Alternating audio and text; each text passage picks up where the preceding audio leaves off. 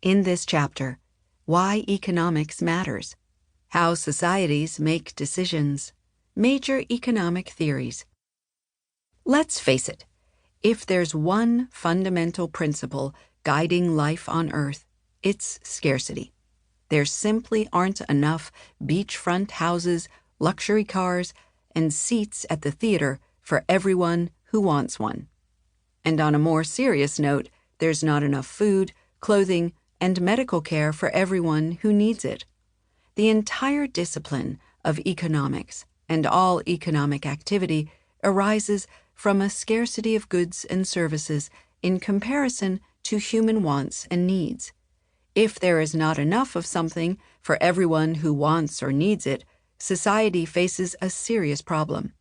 How do we decide who gets that something and who goes without it? Throughout history, there have always been people who obtained what they wanted or needed by force. The barbarians who sacked Rome practiced this form of economic activity, and in modern times it is practiced by armed robbers. But a society worthy of the name requires an orderly system of producing and distributing the necessities and luxuries of life. Such a system is essential to a stable society.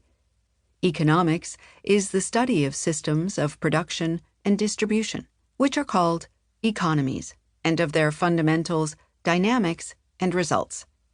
This chapter introduces the science of economics and examines various ways in which societies organize their economies. It also introduces several important economists and explains their ideas, which lead to major schools of economic thought. What is economics, and who cares? Economics is the study, description, and analysis of the ways in which societies produce and distribute goods and services. Economics can be applied to ancient civilizations.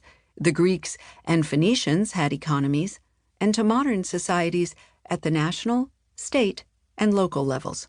For instance, California has the largest economy of any state, while New York City has the largest of any U.S. city. Even a household has an economy, although this book does not cover home economics.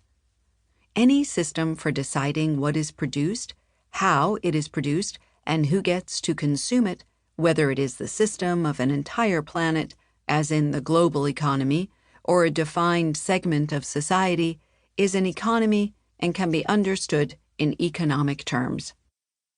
Econotalk. Economics is the study, description, and analysis of the ways in which a society produces and distributes goods and services. In economics, the term goods and services refers to everything that is produced in the economy, all products and services, including government services, such as national defense and the prison system.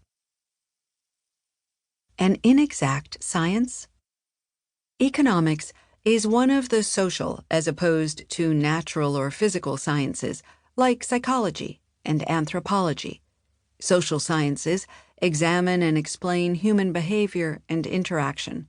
Because of this, the findings and knowledge produced by a social science generally cannot be as exact or predictable as those of a physical science, such as physics or chemistry. For instance, if you put water in a saucepan on a stove, you can be certain that it will boil when it reaches 212 degrees Fahrenheit. But if you are the governor of a state and you raise the sales tax, you cannot be certain about the effect it will have, nor will you be able to answer any of the following basic questions. How much money will the tax raise? To avoid the tax, will people take more of their business across the state line? Will companies in the state experience lower sales and generate lower corporate income taxes as a result? Economics deals with these kinds of questions, but it seldom produces totally precise explanations or predictions. Human behavior in the economic realm is as complex and mysterious as it is in any other sphere of life.